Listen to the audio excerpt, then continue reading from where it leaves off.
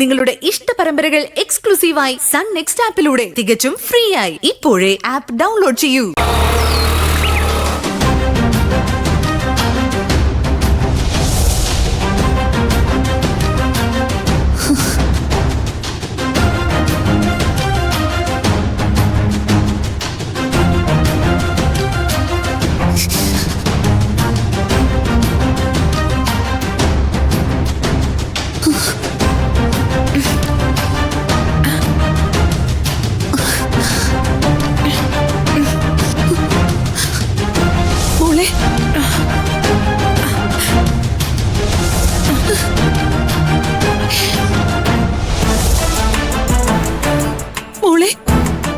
നിനക്ക് കാണാമോ? ഇപ്പൊ എങ്ങനെയുണ്ട്? കാഴ്ചയൊക്കെ ക്ലിയർ ആയല്ലോ. ദേ അങ്ങോട്ട് നോക്കിയേ. കാണാൻ ഡോക്ടർ.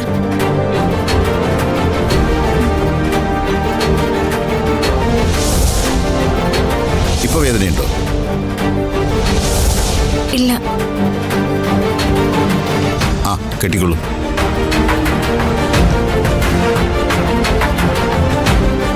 ഏതായാലും 3-4 ദിവസത്തേക്ക് അധികം സ്ട്രെയിൻ എടുക്കണ്ട. Okay doctor. മരുന്നെല്ലാം കൃത്യമായി കഴിക്കണം. ഏതായാലും കെട്ട് മാറ്റണ്ട. 2 ദിവസം കൂടി ഇരിക്കട്ടെ. പൊടിയൊന്നും അടിക്കാൻ പാടില്ല. ഇനി എന്റെ മോളുടെ കണ്ണിന് കുഴപ്പമൊന്നും ഉണ്ടാവില്ലല്ലോ? ഏയ്, ഒരു കുഴപ്പം ഉണ്ടാവില്ല. Thank you doctor.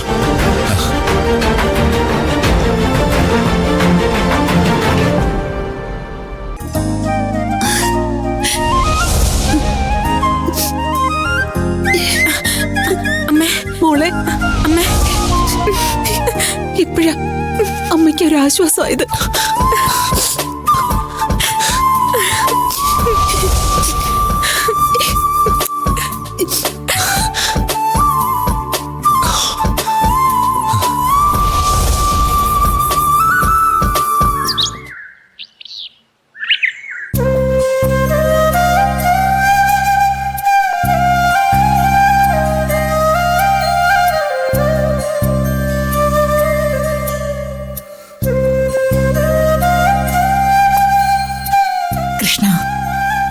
വലിയൊരാപത്തിന്ന നീ ഏട്ടത്തിയെ കാത്തത്.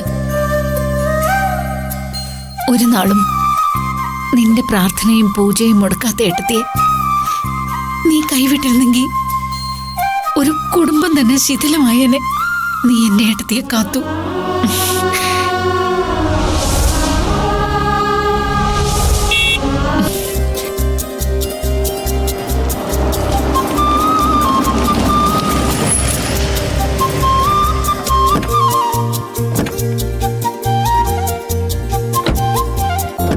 അമ്മേ, ഇറങ്ങമ്മേ. വാ അമ്മേ. സൂക്ഷിച്ച്. പതുക്കെ അമ്മേ, പതുക്കെ.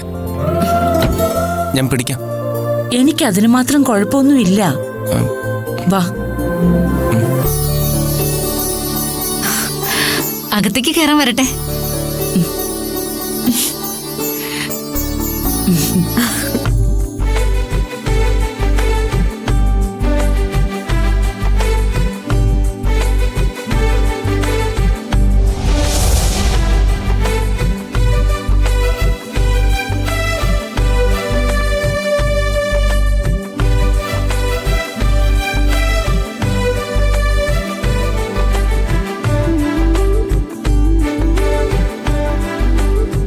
ഇതൊക്കെ എന്തിനാ ഗീതമ്മേ? വേണോ എടുത്തി? ഈ കുടുംബത്തിലെ എല്ലാ ദോഷങ്ങളും ഇതോടെ മാറണം. എടുത്തി വാ. വാ.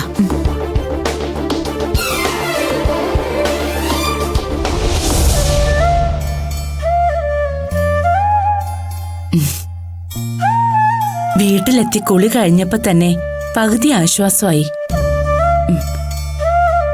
എല്ലാവരും കൂടി എന്റെ ബർത്ത്ഡേ ആഘോഷിക്കാൻ നോക്കിയിട്ട് അവസാനം എല്ലാവർക്കും അതൊരു സങ്കടമായി തീർന്നല്ലേ?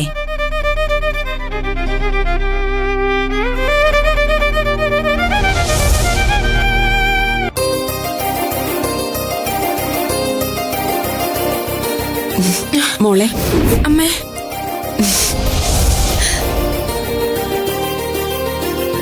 എന്തായാലും മോൾക്ക് കണ്ണിന് കുഴപ്പമൊന്നും ഇല്ലെന്ന് അറിഞ്ഞപ്പോഴാ എനിക്ക് ശ്വാസം ഒന്ന് നേരെ വീണത്. ഞാനാകെ പേടിച്ചു പോയി അമ്മേ. ഇപ്പൊ എല്ലാം ശരിയായല്ലോ.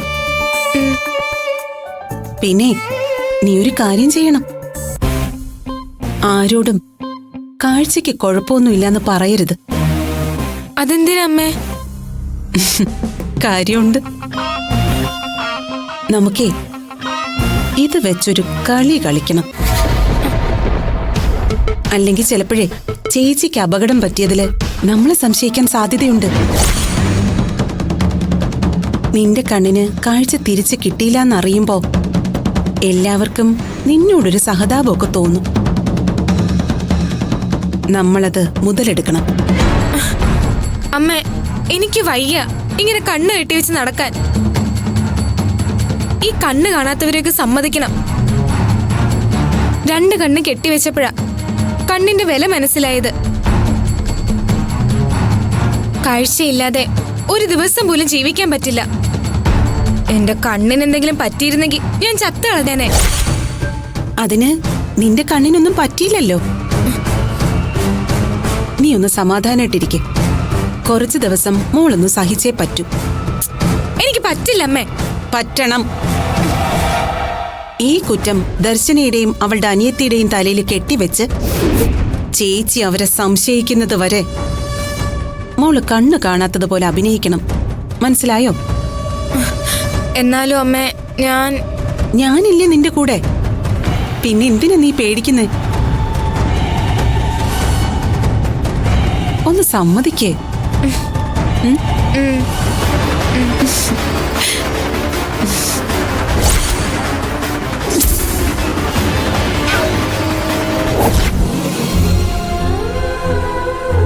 അമ്മ നടന്നതെല്ലാം ഒരു സ്വപ്നം പോലെ അങ്ങ് മറന്നേക്ക്.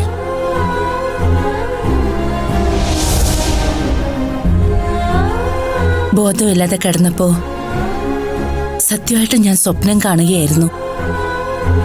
എന്റെ മോനെ ഞാൻ പ്രസവിക്കുന്നതും നിന്റെ നൂലുകെട്ട് നടത്തുന്നതും ആദ്യത്തെ പിറന്നാൾ ആഘോഷിക്കുന്നതും ഒക്കെ ഞാൻ കണ്ടു. സ്വപ്നത്തിന്റെ അവസാനം എന്റെ മോൻ അങ്ങ് വളർന്നു. ഒരു കടൽ തീരത്തിരുന്ന കയ്യിൽ ദർഭപ്പുല്ലൊക്കെ വെച്ച് എന്റെ മോൻ ആരെയോ കൈകൊട്ടി വിളിക്കുകയാണ്.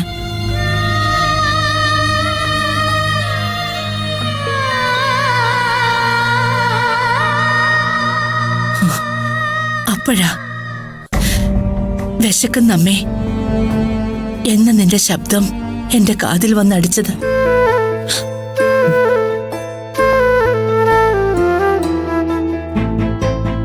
അമ്മയ്ക്ക് ഉണർന്നല്ലേ പറ്റൂ.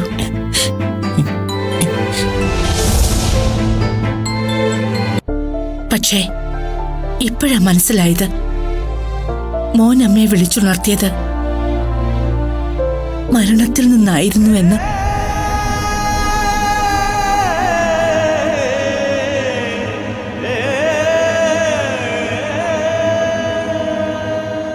ഹോസ്പിറ്റലിൽ നിന്ന് പോലീസിൽ പരാതി കൊടുത്തിട്ടുണ്ടെന്ന്. എന്തിനാ? അതിന്റെ ഒരു കാര്യവുമില്ല. ഏതായാലും ഏട്ടത്തിക്ക് വലുതായൊന്നും പറ്റിയില്ലല്ലോ. അത് തന്നെ വലിയ ഭാഗ്യം. ഇതിന്റെ പിന്നിലെ സത്യം എന്താണെന്ന് ഞാൻ കണ്ടുപിടിച്ചോളാം. എനിക്കിത് തെളിയിച്ചല്ലേ പറ്റൂ.